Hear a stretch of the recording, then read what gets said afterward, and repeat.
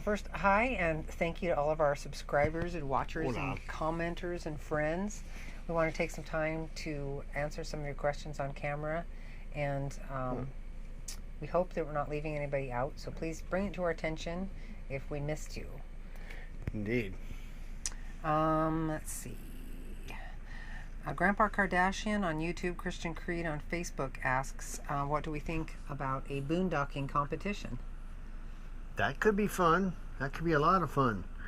You have to have some kind of structure to it, of course, because otherwise, well, let's face it, money would win. Okay.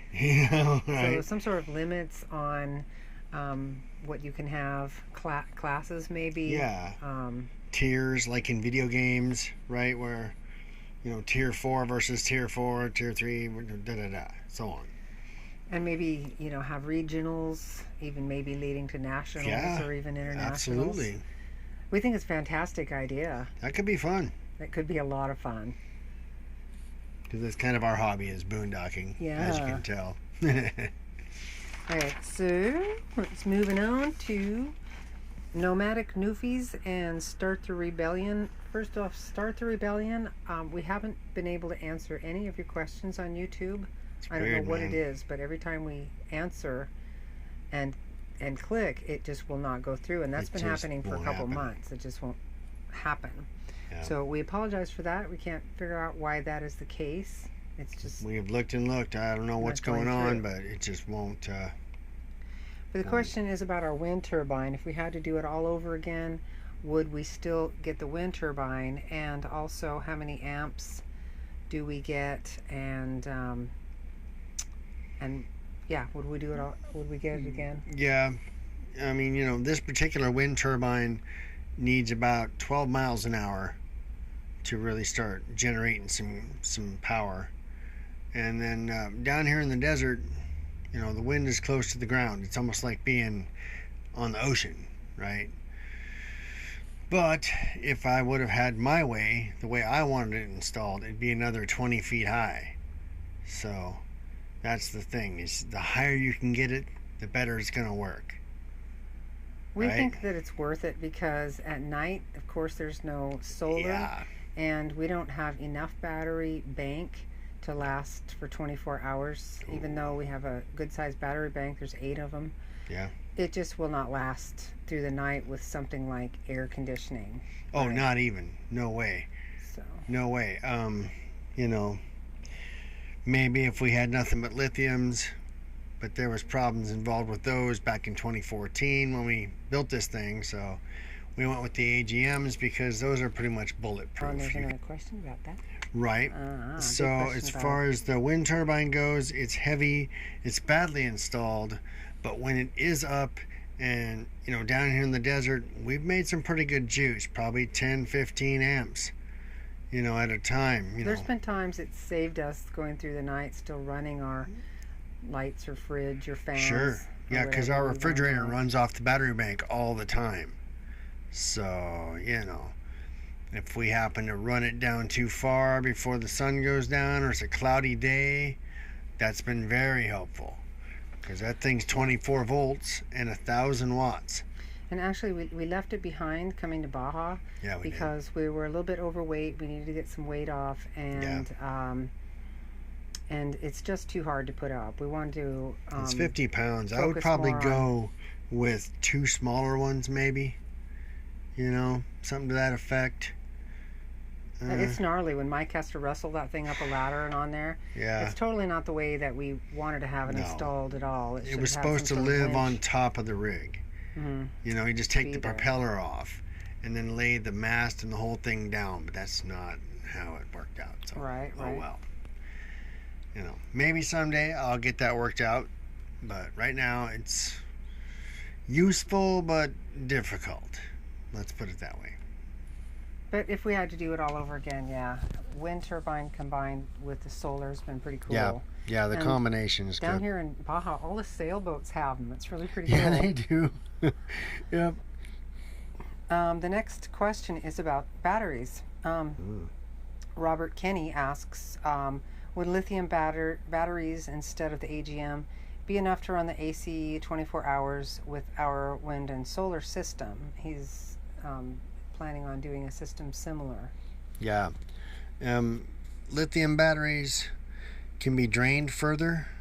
They're a lot lighter and smaller. So, what you would need is a much more efficient air conditioner.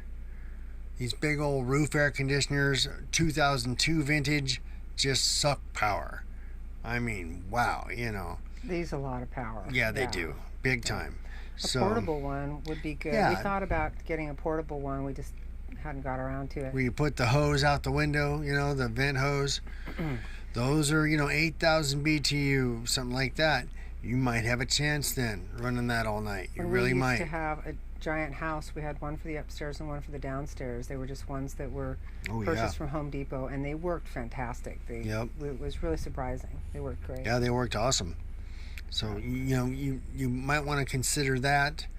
The reason we didn't go with lithium was, of course, the cost.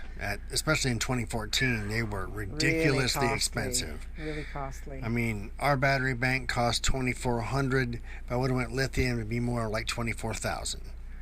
So, yeah, about 10 times the price, especially in those days. And there was heat issues. Heat tends to kill lithium cells. And we've had this rig up to 125 degrees up in Needles, and down to -2. So we go on a lot of rough roads too. So safety was definitely an issue. Yeah, there was a lot of stuff about them bursting into flames when put in extreme environments. So we're thinking that might be a little different now. Yeah, the technology gets better, of course, more reliable. You wanted to talk about the inverters and the 24 volt. Oh, right, yeah. And a lot of rigs will run, a 12 volt system. And we went for 24 because, you're not going to get much more than 3,000 watts out of an inverter on 12 volts. At least not when this thing was built. I don't know how it is now, but we needed the 24 volt because we wanted to use the 6,000 watt split phase.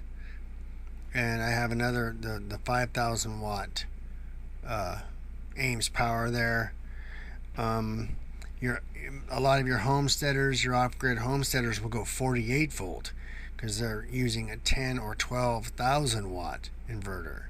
So that's something you want to think about. If you want to go running air conditioners, this thing has 2 of them. So 3,000 watt, you're going to run 1 AC, the end. And nothing else. It's going to be just, your inverter is going to be just in a bug-eyed frenzy trying to run that. So, and Robert, you had mentioned that you're taking your family of 6 on the road, and that's really cool. Yeah, it is. That's awesome. And that you were going to do some of the work yourself. And we highly recommend that. If you can do it, and if you physically can do it, if you have a place to do it, avoid shops because they really do cheat you, and we have not, as yet, found a shop not one that didn't just try to cheat or did actually every single one. Us. Every single shop we've ever went to, we regretted it. Bad. And if you can afford the lithium batteries, then do get them because they sound really cool. And the technology is getting a lot better now, so a lot more reliable. Barry Patrick in Sakina's Place asked, after the political chaos, Americans aren't too welcome in Mexico, are they? And I would have to say that's not the case at all. When we first came through the border, we kind of thought so because we were unaccustomed to kind of all the nastiness toward Americans. But we know what that is now. It isn't just about Americans.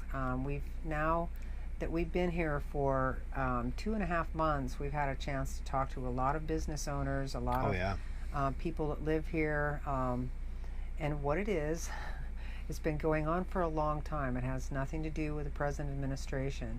It has to do with apparently especially Canadians and also some Americans.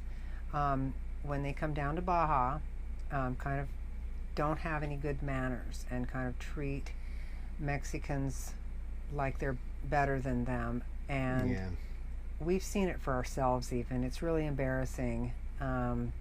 We just hope that when Americans and Canadians come down here to Mexico, that you have good manners. You've got your good manners on, that you treat people well, and you don't stir up that hatred, because it doesn't have to do with with the American that was already happening. Already happening. Long time. And also the thing at the border that happened with our very first video of having all that trouble coming through the border. The other people that had the trouble that we know of, my aunt and uncle for one, and an expat in Puertecitos. Yeah. These things happened to them years ago, before the Trump administration. So that's just kind of wrong thinking to think that it's the present administration. Apparently a problem that's been going on for a while, and as I said, we've seen it for ourselves, and that's the opinion of a lot of Mexicans down here in Baja. We've just had a chance to talk to a lot of people now, so indeed. So glad to know that's the case. The further you get from the border, also the friendlier people get. The border towns are just a little bit more unfriendly, I guess I'd have to say, because the closer you get to the border, the more Americans they've experienced, a lot more Americans, and the further away you get, the less nastiness from Canadians and Americans that they've had. But I gotta say, when we've talked to people, the first group of people they name is Canadians. So Canadians and Americans, please be nice down here. Yep, represent your manners, you know. That leads me to another comment that I deleted because we're not interested in discussing political things, and we were asked if we're liberals fleeing the United States, and nothing could be further from the truth. We are patriotic people and have a lot of respect for our flag and our nation and our president, and that's just the kind of people that we are. That's how we were brought up, to respect our country. So let's see. So yeah, if you ask us political stuff, we're just going to delete it, because obviously that's not the direction of this. It's not channel. on topic at all. We're here to RV, man. Yep, it's about full-time RVing.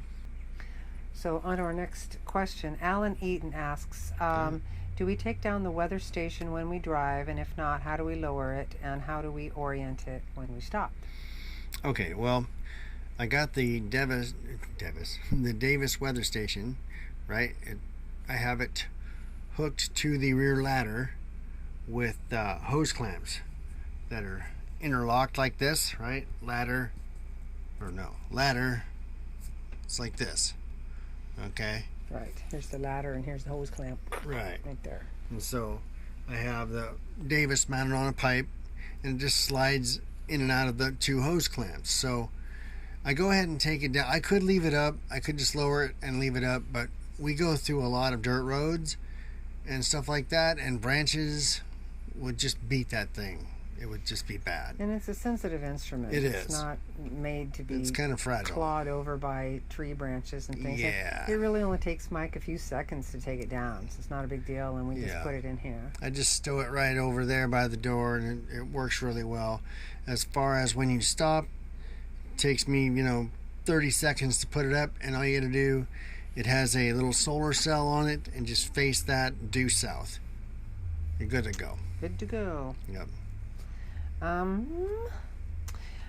Okay, I wanted to just mention that if you want to advertise your channel with us, just message us. That would be the best thing, is just message us. Yeah. Otherwise, and then also be willing to reciprocate. If we mention your channel, or if you want us to mention your channel, please do mention our channel too. Otherwise, you're spamming us, and that's just not nice. Sorry. Sorry, but it's not nice. Yeah. Okay, on to the next question. Klutzy68 asks, how many amps does our dryer use? How heavy is the washer? Is it on wheels? How hard is it to move it in and out of the shower And where do we put the dryer? Okay, well, in this rig, I'm sure there's, in a lot of other rigs, there's like a little writing desk in the bedroom area, right? Little section there. It's got a little window. So we have 2 dryers, 2 pandas. One's a 5-pound capacity, one's an 8.8 pound capacity.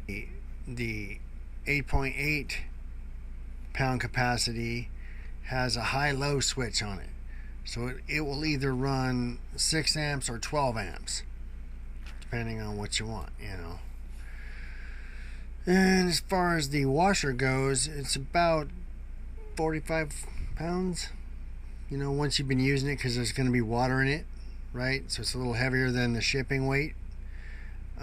It's pretty easy to lift in and out of not there. Bad. I can even do it. And women have an easier time doing it because our weight load is lower than a man's, right? Have you ever done that trick where you bend over and put your forehead or your head on the door and you try to lift the chair? That one where men can't do it and women can because our weight is in our, behind. So it's pretty easy to lever it out of there and kind of manipulate it around the shower door. Yeah, and get it out of there. It's kind of a 15 puzzle there, but it's not hard, It definitely has saved us a bunch of money. Yeah. Anyone who's ever gone to the laundromat on a regular basis can attest. I mean, we can run that on the solar. We can run that and the dryers on the solar. They're nice. And we've got water up inside of our Panda, and it quit working. You've got to put it on something. It doesn't come with wheels, but what we did is we went and got some of that great big PVC pipe and sliced it up. Made legs. And made little legs. 6-inch legs. To keep the body up out of the water so it doesn't quit on us. We got a different brand. We have an Ivation right now, and I wish I didn't get it. It has a really tiny spinner on it. The Panda is far better. It's got a big spinner on it so that you can spin your whole load at once. Yep. With this one, you have to spin your load in 2 separate spins. Yeah. It's not good. And it makes it kind of more difficult. It takes longer. Yeah, definitely. And the last question is from Steven Garcia. What song was I playing in the Crater Lake Part 7 video, I think is the one it was on. What song was I playing, or was it improv? It was an original, and I've had a lot of names for it. I wrote it many years ago, before I even had children. I call it Seeking Truth now. But I've written a lot of originals. And the video where we have some campfire song going on at Playa Naranjos is also originals. And one that we were playing that was strumming. Mike came up with that the day before, and we just kind of played it. And we had been playing our songs for like an hour and a half before our friends showed up, and we forgot to turn on the microphones on. They were on us, but this little box has to be turned Just turn on. it off? No, it's on. Okay, good. No. The switch is really easy to turn off, so. Yeah, you've got to have this on. So otherwise you hear nothing. Our friends showed up. Our fingers were getting pretty sore because we haven't been playing a lot anymore. Yeah.